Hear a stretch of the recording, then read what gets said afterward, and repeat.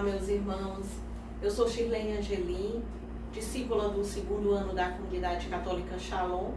Sou médica com formação em psiquiatria e psicanálise. E hoje eu trouxe o tema do luto, do processo de luto. Esse tema, ele me é muito familiar porque há 6 meses eu perdi a minha mãe para um câncer de mama. Então, tudo que nós vamos falar um pouco nesse vídeo hoje, de uma maneira ou de outra, eu e meus familiares estivemos vivendo e ainda estamos vivendo neste tempo. O que mais me motivou a falar sobre esse assunto foi ver a dor das pessoas que perderam seus entes queridos neste período de pandemia.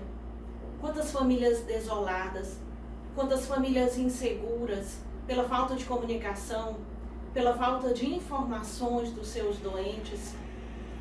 E além da perda, muitas vezes nós estamos ouvindo as notícias de morte de pessoas que nos soa quase que de uma maneira fria, como se cada pessoa fosse apenas mais um número para aumentar as estatísticas de morte pela Covid-19. E essas pessoas que têm perdido os familiares neste tempo de pandemia, eles não têm nem mesmo o direito ao velório, ao sepultamento na presença dos amigos. Então, além da perda, da dor da perda dessa pessoa, nós perdemos o direito do abraço do irmão, perdemos o direito daquele ombro amigo, que é tão importante para nós nesses momentos de dor.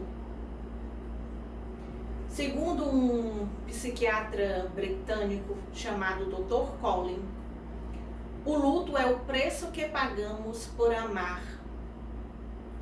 O luto, ele é um processo de elaboração que se dá após a perda de vínculos afetivos. Por exemplo, perda de um ente querido, que é o foco da nossa formação de hoje, perda de um animal de estimação, pode ser pela perda de um emprego, pelo divórcio, por uma aposentadoria, etc. O luto causado pela perda de um ente querido, ele começa no dia em que uma pessoa muito importante para você foi embora da sua vida. O luto, ele é um trajeto existencial, não é de tempo, não é de intensidade.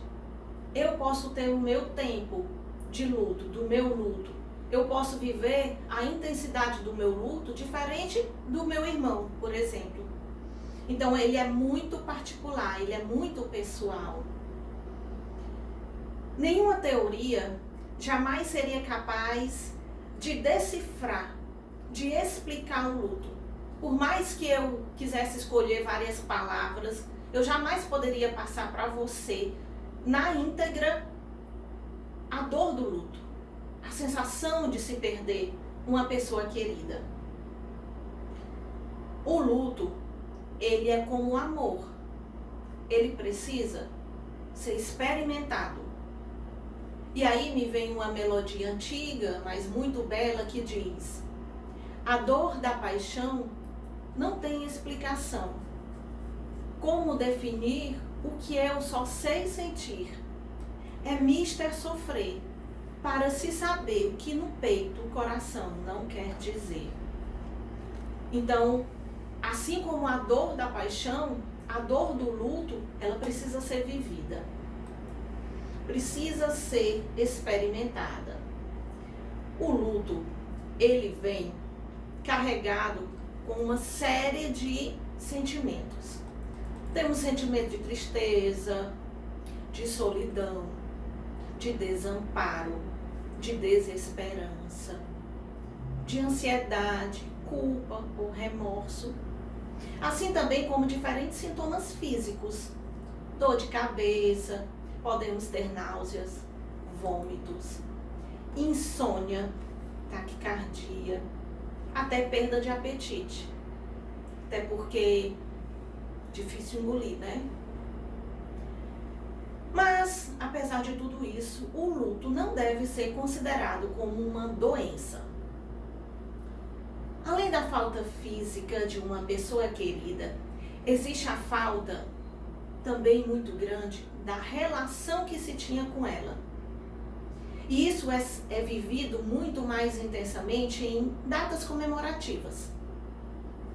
No aniversário da pessoa, no aniversário da morte da pessoa, no seu próprio aniversário, no Natal, Réveillon, Dia das Mães, Dia dos Pais. É interessante que eu posso ter perdido um amigo, mas eu não perdi somente aquele amigo. Eu perdi a relação de amizade que eu tinha com ele. Eu posso ter muitos outros amigos e amigas, mas aquela relação que eu tinha com aquela pessoa é única, nossa, eu só tinha com ela. Então, muitas vezes, essa sensação de coisa particular, de ser única, então isso dói muito, porque nada, nem ninguém vai poder substituir aquela relação ao longo da nossa vida. Agora, é praticamente inevitável se passar pelo luto. E é importante que ele seja vivido. Apesar dele ser marcado pelo sofrimento, pela ausência, pela dor, o luto ele não deve ser negado. Ele não deve ser esquecido, ele não deve ser escondido. Ele precisa ser vivido. Certo? Por quê? Na verdade, o luto, ele precisa ser ressignificado. Ou seja, eu preciso dar um significado novo para aquela dor, para aquela ausência. Para que eu possa ter uma vida saudável. Porque eu vou precisar reorganizar minha vida a partir daquela perda.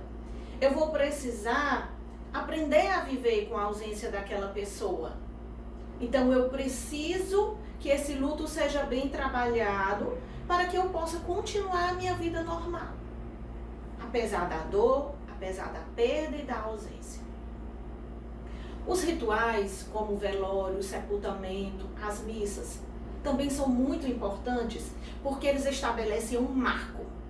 É como se eles trouxessem para a nossa mente a concretização daquela perda.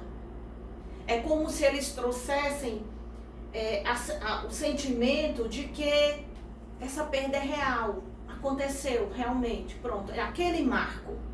Além de ser um momento de despedida e de homenagens àquela pessoa tão querida. Em 2017, o Papa Francisco, ele fez uma catequese sobre o luto nas famílias.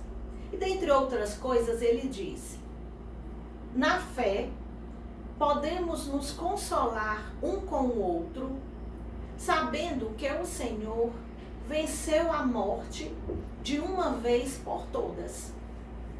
Nossos entes queridos não desapareceram na escuridão do nada. A esperança nos assegura que eles estão nas mãos boas e fortes de Deus. Então são palavras de força, palavras de fé e de esperança do nosso Papa. Alguns autores costumam dividir o processo do luto em fases. Já vi uns dividindo em 3 fases, outros em 5 fases. Importante a gente saber que essas fases elas servem apenas como uma mera ilustração para que a gente consiga passar um pouco dessa experiência do luto. Isso não quer dizer que todas as pessoas têm que passar por essas fases, nem quer dizer que a pessoa que passa por essas fases tem que passar necessariamente nessa ordem. Primeira fase, segunda fase, não, tá? Nem todas as pessoas vão passar pelas mesmas fases, nem todo mundo vai viver todas essas fases, e algumas pessoas podem viver a primeira, passar para a quarta, certo? Então é uma coisa muito natural, é uma coisa muito normal, muito particular de cada um, apenas uma ilustração, essa classificação. Então, eu optei por falar de 5 fases. Classificação com 5 fases. Choque ou negação,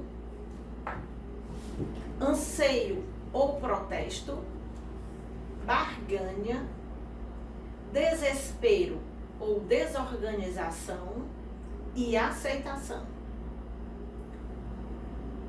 A fase do choque ou negação é a partir do momento que você recebe a notícia da morte da pessoa. É o momento de impacto. Por isso é chamado de choque. É o tempo que você vai precisar para assimilar aquela perda. A gente vai processando aquela perda. Eu recebi a notícia e a partir daí eu vou começar a processar. Essa fase, ela pode durar de dias ou semanas. Mas isso, repito, não é uma lei. Tá bom? Anseio ou protesto, que muita gente chama de fase da raiva. É o desejo de buscar o ente querido, é a busca pelo morto. É quando eu quero trazer a pessoa de volta. É uma fase de raiva, é uma fase de inquietação. A fase de barganha é quando o indivíduo ele começa a negociar. Ele começa então a conversar consigo mesmo e com Deus, fazendo espécies de promessas. Tipo, depois que eu passar por essa fase, depois que eu me recuperar, depois dessa dor, de tudo que eu vivi, eu vou ser uma pessoa melhor, eu vou ajudar mais o próximo, eu vou ser mais solidária, eu vou ser uma pessoa mais aberta, eu vou entender a dor das pessoas a partir daí. Então essa é a fase de barganha. Fase de desespero ou desorganização, que se chama também de fase de depressão. Não depressão como doença, mas é porque é a fase em que a pessoa se retira para o seu mundo interno. É quando a pessoa se isola mais, fica mais na dela, mais isolada. Isso é muito importante para a pessoa ir se preparando para a última fase, que é a fase de aceitação. Na fase de aceitação, o indivíduo já consegue enxergar a realidade como ela é. Então ele já começa a estar pronto para enfrentar essa perda, para enfrentar a morte. Não quer dizer que ele vai estar totalmente pronto. Pronto, cheguei na fase de aceitação, já estou pronta para viver minha vida, tá tudo bem. Né? Apenas assim, o seu inconsciente já está entrando em contato com o consciente e ele já conseguiu trazer para a sua realidade aquela vida. Já concretizou a morte, que houve a perda, e a partir daí ele já começa a seguir a sua vida. É interessante que no trajeto do luto, a gente não consegue viver essas fases linearmente, assim, primeira, segunda, né? Na verdade, esse trajeto, ele se parece muito mais com uma montanha russa.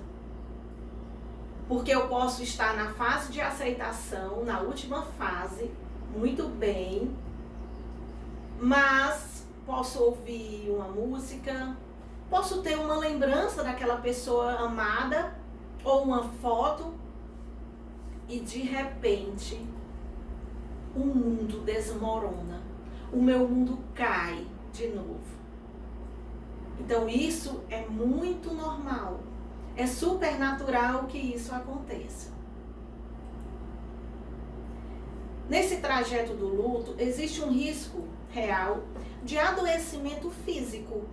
Isso porque a nossa imunidade baixa.